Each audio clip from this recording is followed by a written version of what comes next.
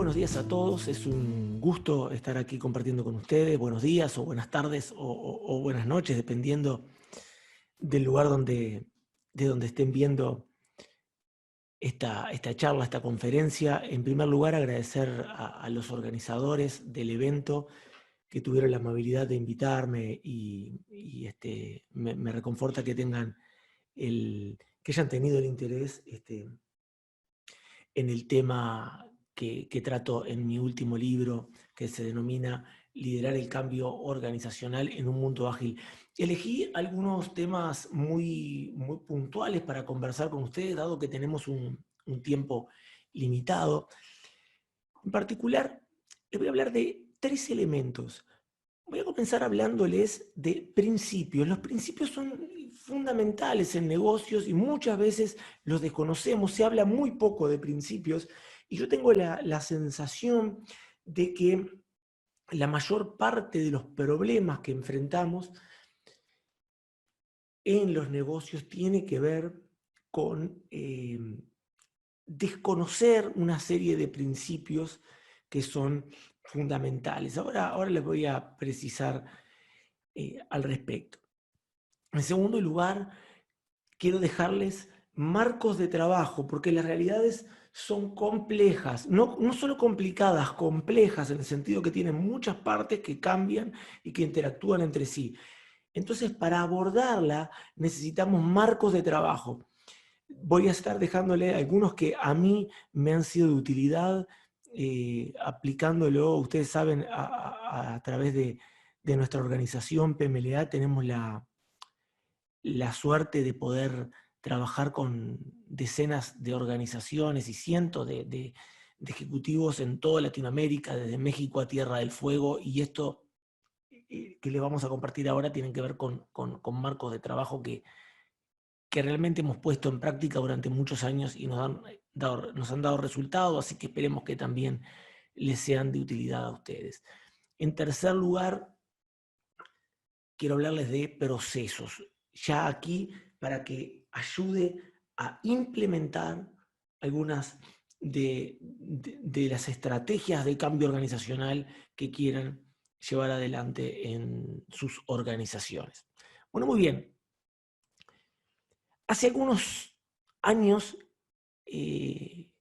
introduje el término la neurosis organizacional en un white paper que escribí y luego desarrollo en este último libro que les comenté.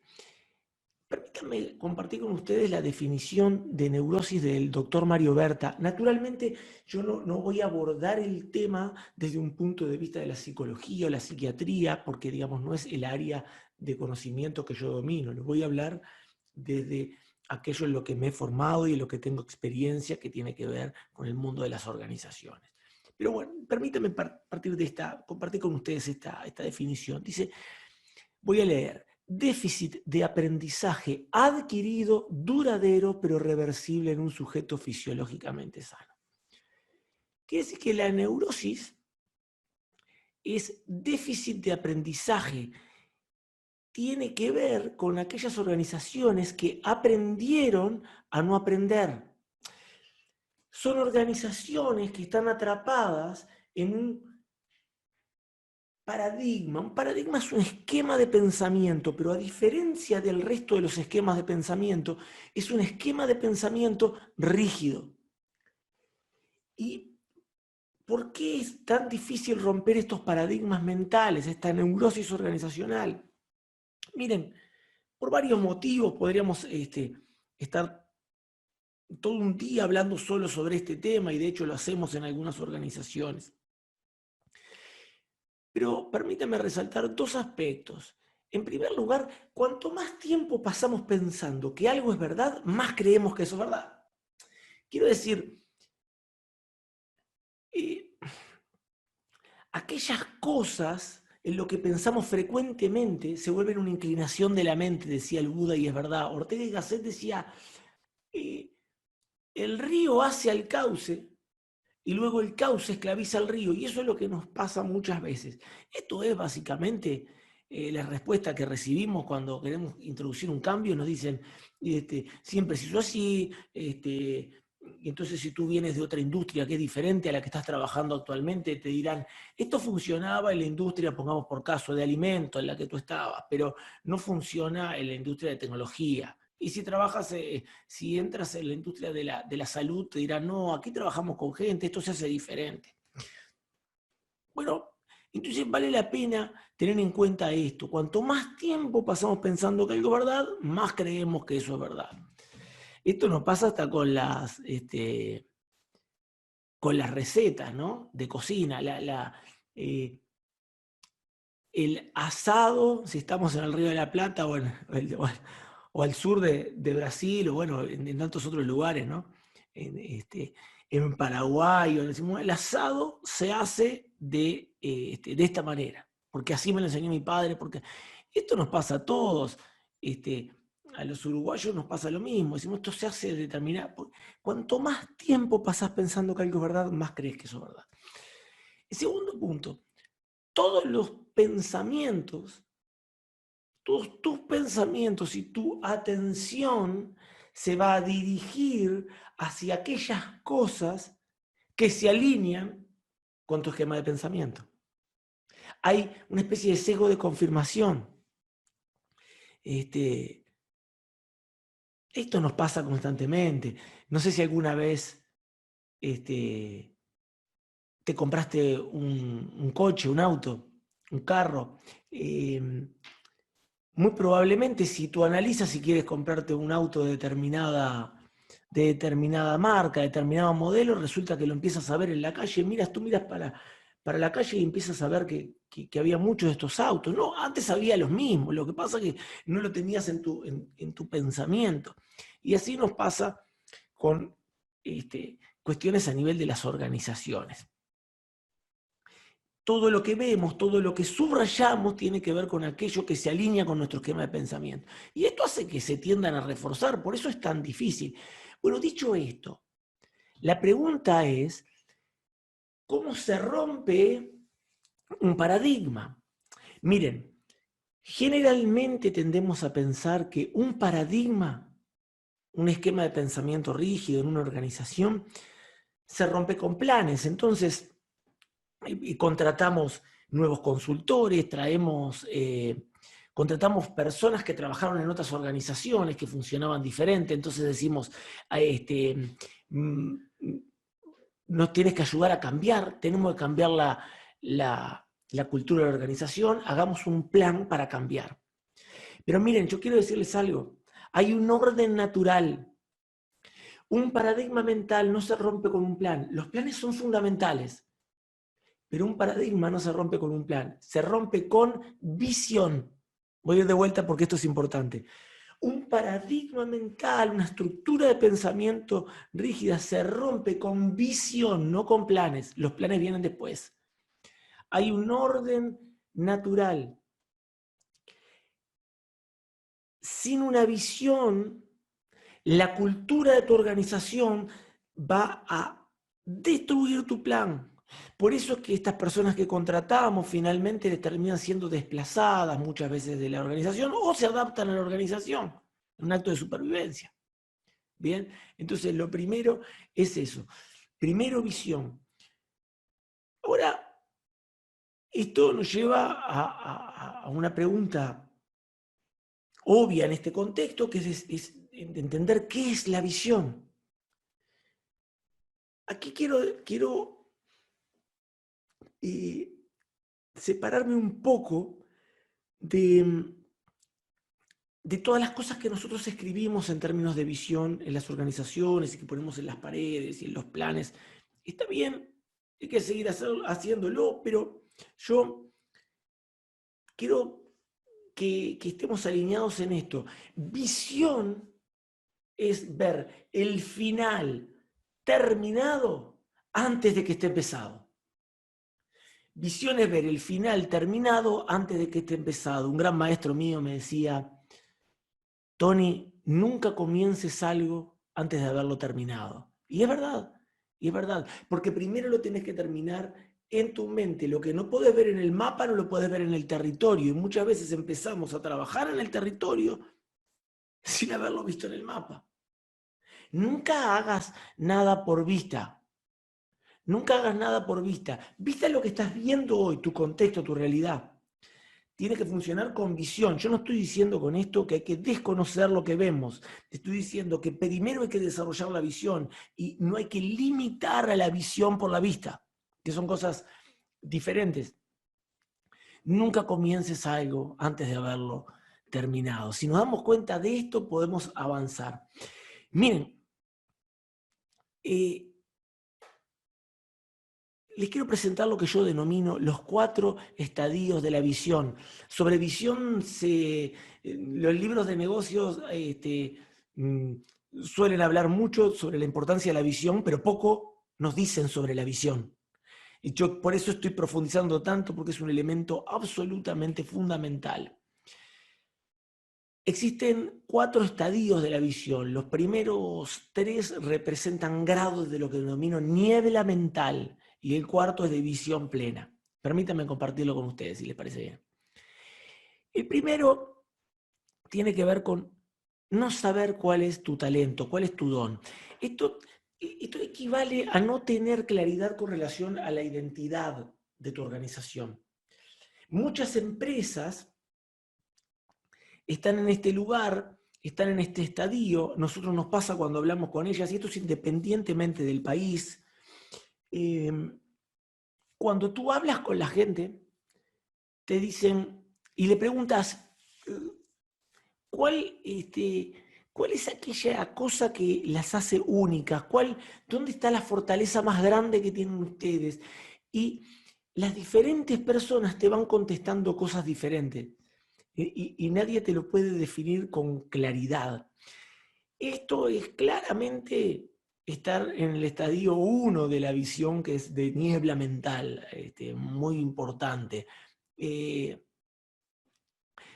Esto equivale a que te hayan dado un regalo y tú no lo hayas abierto. Quiero decir, todos recibimos un regalo, todos eh, eh, tenemos un talento, todos tenemos un don, todos tenemos un rol que cumplir. No hay piezas extra, no hay piezas extra. Pero muchas veces recibimos ese regalo y no lo abrimos. Y si tú recibes un regalo y no lo abres, es equivalente a no haberlo recibido. Bien. En segundo estadio, aquí también hay muchísimas organizaciones y muchas personas, digamos, ustedes lo pueden extrapolar al plano personal, yo les hablo en términos de las organizaciones, que tiene que ver con, yo sé cuál es mi talento, yo sé cuál es mi don, sé cuáles son aquellas cosas que nos hacen únicos, pero no lo acepto. Esto es, recibo el regalo, lo abro, me doy cuenta que son, pongamos por caso, unos zapatos, pero nunca los usé. Esto en las organizaciones ¿cómo opera? Esto tiene que ver con cuando tú le preguntas, tú hablas con la gente de las personas de la organización y te dicen, si nosotros realmente le dedicáramos foco y tiempo e invirtiéramos en estos aspectos, realmente estaríamos despegados, ¿no? Estaríamos, realmente lideraríamos el mercado.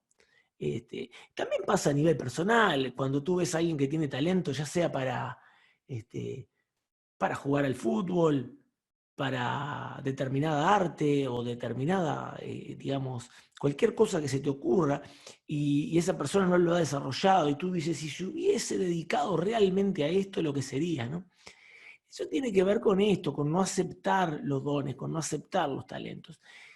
El tercer estadio tiene que ver con aceptar tu talento, es decir, saber cuál es, aceptarlo, esto es desarrollarlo, invertir, dedicarle el tiempo, cerrar las otras puertas, enfocarme en aquello que realmente me diferencia, me hace único, aquello para lo que nací, pero no saber para qué me fue dado. Esto es complejo, es el más complejo de explicar aquí en tan poco tiempo. Permítanme, aquí en este libro he puesto una pequeña anécdota o relato que, curiosamente, dos maestros míos que no se conocen entre sí me lo decían más o menos de esta manera, que fue lo que lo escribí. Había una vez un cuidador de un faro ubicado en una península rocosa que tenía por misión mantenerlo encendido, o sea, tenía por misión que mantenerlo encendido. A tales efectos recibía aceite una vez al mes, o sea, recibía aceite con un propósito. En los alrededores del faro vivían muchas personas que se le acercaban con sus pedidos. Una señora le pidió aceite para calefaccionar su casa y así mantener a sus niños calientes durante la noche. Un hombre le pidió aceite para mantener encendida una lámpara para que su familia pudiera tener luz. Y otra persona le pidió aceite para lubricar la rueda de un pequeño carrito que utilizaba para trabajar. Poco antes de finalizar el mes, el faro dejó de funcionar, pues su cuidador se había quedado sin aceite. Se le terminó el aceite, se lo empezó a dedicar a otros propósitos. Y varias embarcaciones encallaron en los acantilados. Fue así que su jefe lo despidieron diciéndole: se te dio el aceite con un propósito, mantener el faro encendido. Así que, estimadas y estimados amigas y amigos, la primera pregunta es: ¿qué aceite nos fue dado? ¿Qué aceite le fue dado a nuestras organizaciones? Y la segunda pregunta es: ¿para qué te fue dado el aceite? ¿Qué es lo que sucede? Puede que uno conozca su talento, lo desarrolle, haga maestría de eso, pero aún así no pueda ser eficaz, porque lo está utilizando para algo que no le fue dado. Esto es como recibir un regalo que tiene que ver con unos zapatos, unos botines de fútbol, unas zapatillas de fútbol. Y las uso, trabajo con ellas, pero las utilizo, por ejemplo, para salir a correr, a hacer running por un suelo rígido, duro. No fue hecha para eso.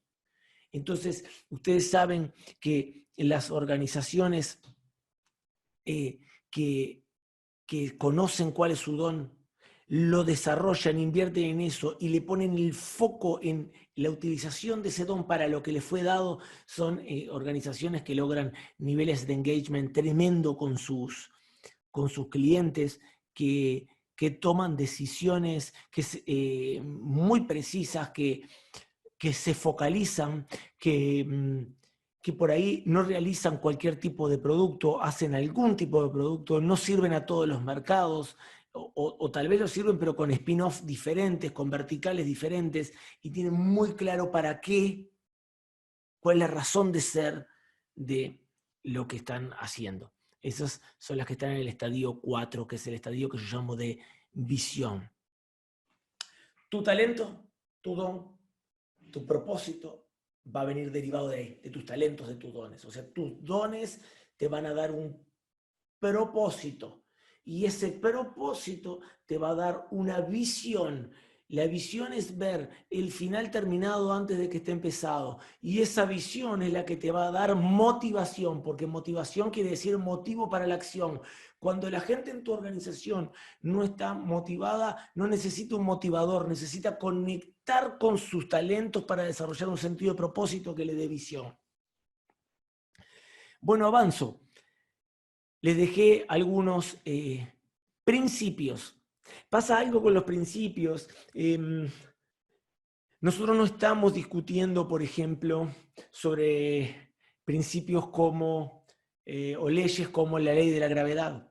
No estamos por las compañías diciendo cómo está la ley de la gravedad, qué complicado en esta organización. Suelto las cosas y se caen, es impresionante. Y otro nos dice, no, pero no sabes lo que es en la empresa donde trabajo yo, no sabes cómo se están cayendo las cosas, no podés abrir la mano que se caen. no decimos estas cosas. ¿Por qué? Porque no luchamos contra un principio natural desconociéndolo. Ahora sí lo hacemos, por ejemplo, cuando nos ponemos mal, reaccionamos, porque fuimos con una idea nueva, una idea que implicaba un cambio de organización y nos la rechazaron. O porque generamos un cambio y luego hay una recidiva y la organización vuelve. ¿Por qué pasa esto? ¿Por qué reaccionamos? Porque desconocemos un principio, que es difícil cambiar paradigmas mentales. Cuanto más tiempo paso pensando que algo es verdad, más creo que eso es verdad, etcétera, etcétera. Todo lo que les estaba comentando. Entonces, la base es partir de estos principios. Pero ahora les quiero dejar un marco de trabajo que a nosotros nos ha dado muchísima utilidad. Es de Robert Dilts, se llama Los niveles neurológicos. Miren, ¿cómo funciona esto? Los niveles más altos son más importantes, sintetizan, dirigen los niveles inmediato inferiores. Si cambia, digamos, algo en el nivel superior, cambia en el nivel inferior, pero no así al contrario. Quiero decir, tu identidad está, digamos, está formada por creencias y valores, y estas te llevan a adquirir unas habilidades, unas capacidades, y estas te llevan digamos, a tener un comportamiento en un entorno determinado. Empecemos de abajo hacia arriba. La situación de la pandemia actual. Las restricciones para viajar. Por ejemplo, poner un equipo de proyecto trabajando en Bogotá, en Arequipa o en Ciudad de México o en San Pablo. Hoy no lo podemos hacer. No podemos viajar. Eso es una restricción. Hay restricciones desde el punto de vista de la oferta, desde el punto de vista de la demanda. Son restricciones, es un contexto.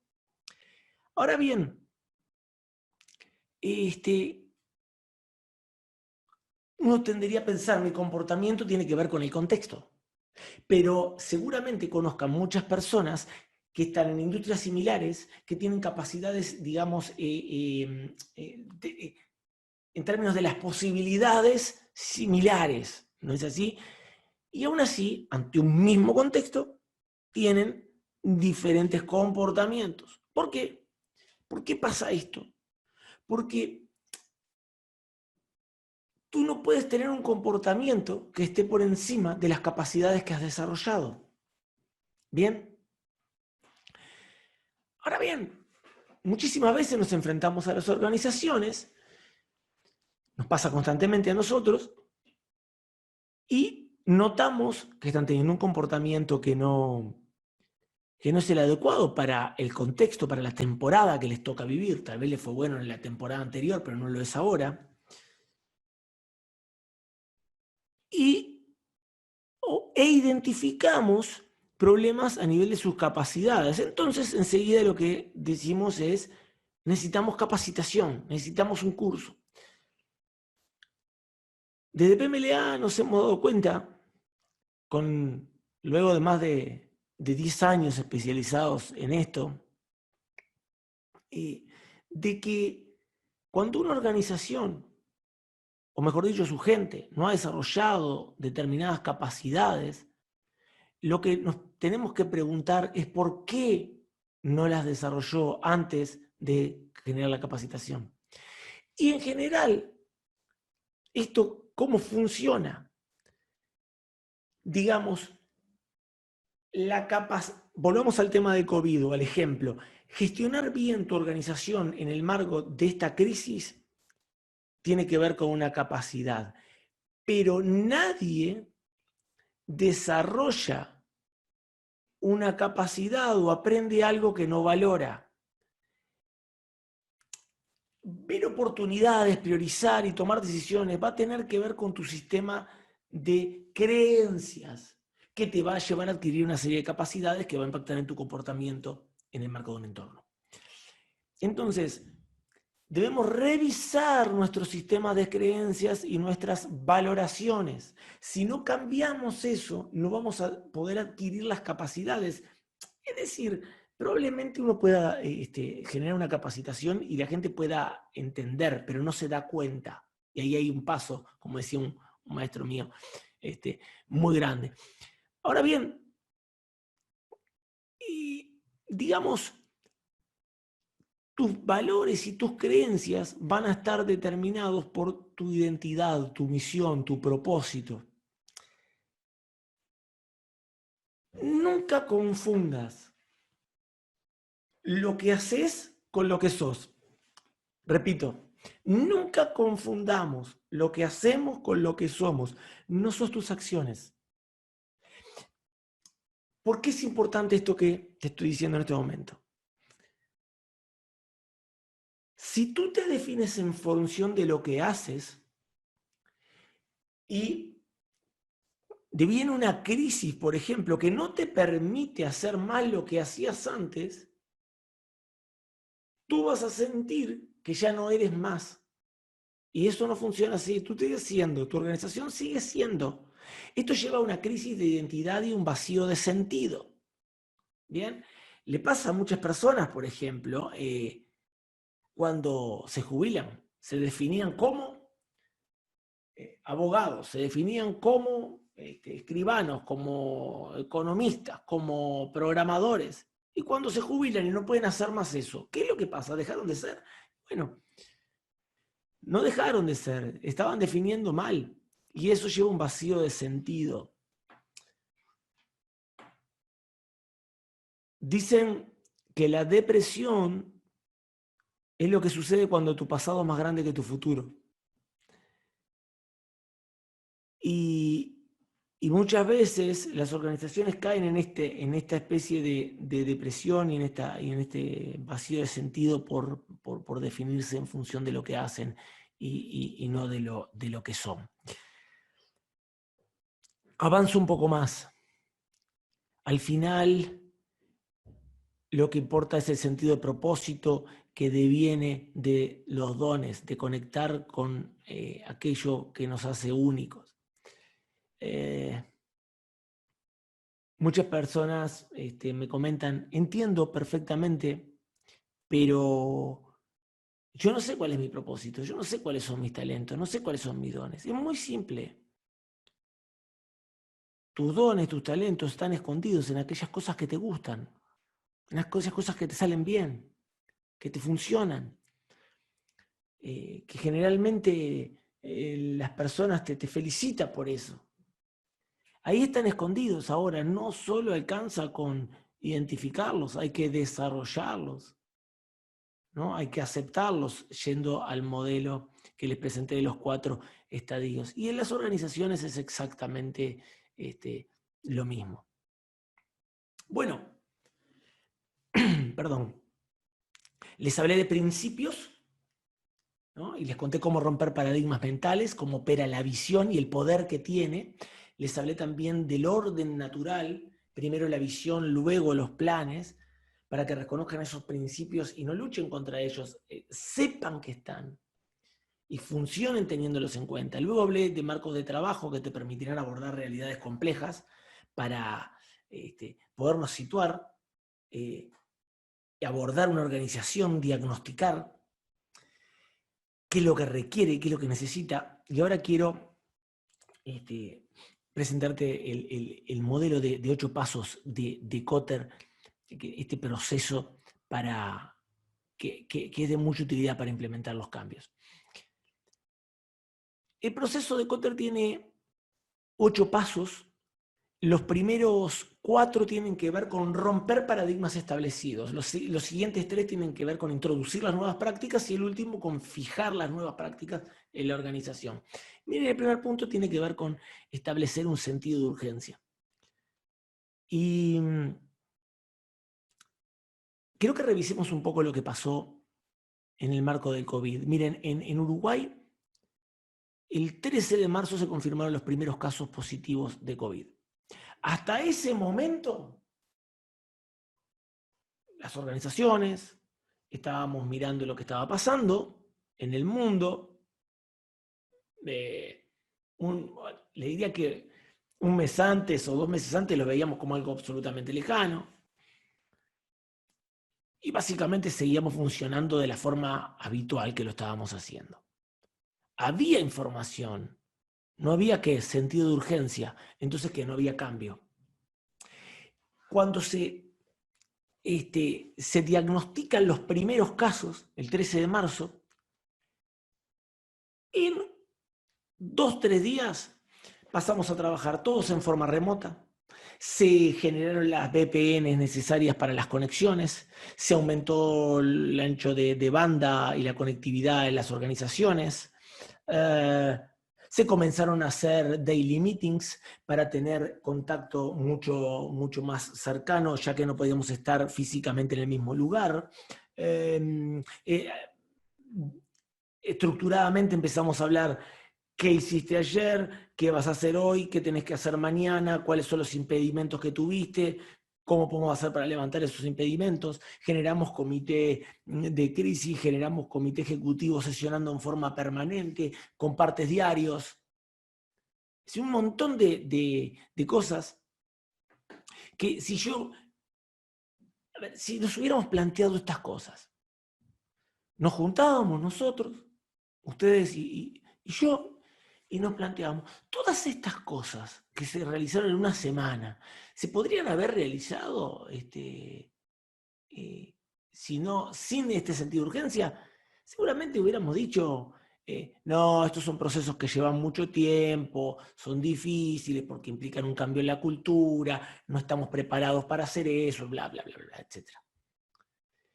Entonces aquí queda de relevancia el tema del sentido de urgencia. Transpolen esto a la siguiente situación. Por ejemplo,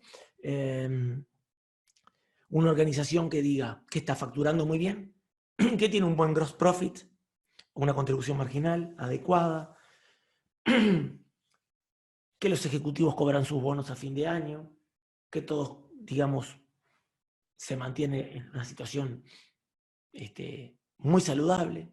Y en ese marco, ustedes empiezan a decir, es necesario que nuestra organización cambie, es necesario digitalizar nuestra organización y ser mucho más customer centric.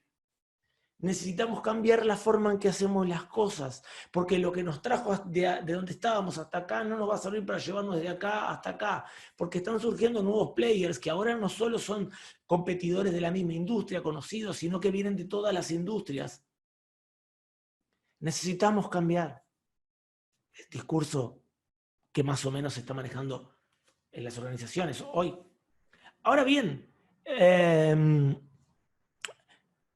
aún así es muy difícil cambiar. ¿Por qué? Porque no existe sentido de urgencia. Entonces, el primer punto, cuando quieran instalar un cambio en su organización, lo primero que tienen que hacer es instalar un sentido de urgencia.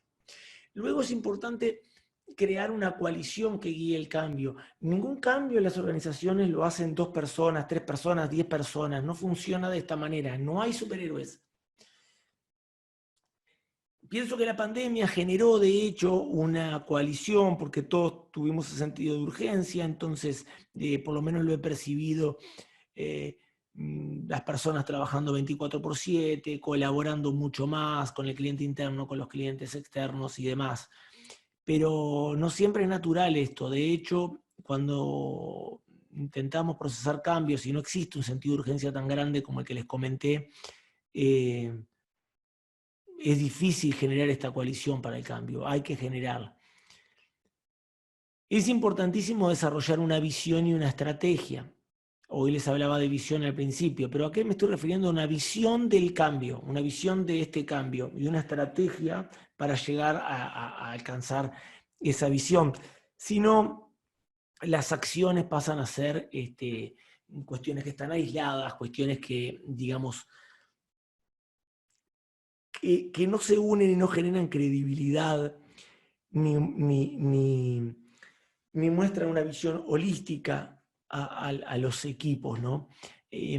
Por ejemplo, en esta pandemia yo he sentido organizaciones que han tenido una visión muy clara para el cambio. No contribuyamos nosotros a la crisis, cuidemos la salud de nuestros colaboradores y de la sociedad en su conjunto. Otros plantean, hoy no es tiempo de vender, reenfoquemos todas nuestras acciones a ayudar desde el lugar que nos toca.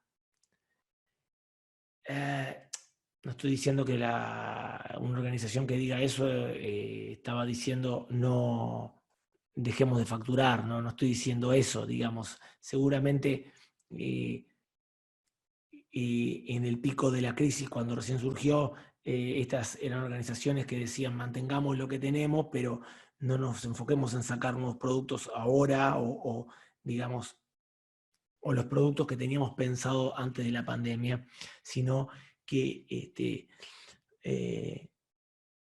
veamos cómo podemos devolver o ayudar, digamos, porque, y eso lo he sentido de algunas organizaciones, o esto que les decía, no contribuyamos nosotros a la crisis, cuidemos la salud de nuestra gente y de la sociedad en su conjunto, que esto no quiere decir que no se comenzara a cuidar la cobranza, que no se comenzara a cuidar el working capital, que, digamos, estoy hablando de que se fija una visión. Naturalmente todas las organizaciones, o la gran mayoría, intentaron asegurar la liquidez y reestructuraron sus gastos, pusieron inversión, digamos, que no sea digamos, considerada working money, en fin. En este momento de tormenta es donde se ve desde el punto de vista, donde se expone el carácter de las organizaciones. Queda muy claro cuáles tenían un propósito, una visión y una estrategia y cuáles no. Y creo que ha dejado mucho más expuesto eso, ¿no? Entonces remarco, importancia de la visión y la estrategia. Digamos, cuarto punto, comunicar esta visión y esta estrategia. Muchas veces queda en un grupo de personas que trabajamos sobre esa visión, sobre esa estrategia, y desayunamos eso, almorzamos eso y cenamos eso, pero no logramos que cascadee, que permee el resto de la organización. Eso es fundamental. Muy bien, los segundos 3 puntos tienen que ver con implementar los cambios. Para eso hay que empoderar una base de acción muy fuerte. Empoderar tiene que ver con darle la posibilidad de ejecución, levantar los impedimentos, ya sea de la estructura organizacional, de los procesos. Yo no creo que la pandemia en sí mismo haya empoderado una amplia base de acción. Más bien pienso que el management alto de la compañía hemos comenzado a tomar más temas de los que teníamos habitualmente y estar encima de esos temas en forma diaria, producto de la situación. Pero es clave para poder ejecutar este punto 5. Es importantísimo también generar logros de corto plazo, pero deliberadamente. Y lo que quiero decir con esto es muy concreto. Una cosa es que tú empieces a implementar los cambios, veas resultados buenos y divulgues esos buenos resultados en la organización. Aquí estamos hablando de otra cosa. Estamos diciendo que en el plan de cambio generar acciones que deliberadamente entreguen valor en cortos periodos de tiempo para poder generar esos logros que, digamos, mantengan la motivación, es decir, el motivo para la acción y la creencia en la visión. Es importantísimo consolidar los logros y generar más cambio, ¿no? Que haya funcionado 4 o 8 semanas, 10 semanas no quiere decir que piense que todo está realizado. No dejes que se instale eso en tu organización, porque si se instala eso, lo que va a suceder es que se pierde el sentido de urgencia. Y si se pierde el sentido de urgencia, se pierde la atracción esta que necesitamos para generar los cambios. Y por último, arraigar el nuevo enfoque en la cultura de la organización. No sé si alguno de ustedes ha utilizado, se ha hecho ortodoncia para los dientes, mejor dicho, para lograr una buena posición de cada uno de los dientes de nuestra dentadura. Bueno, los que sí se lo hicieron van a saber de lo que estoy hablando, ¿no?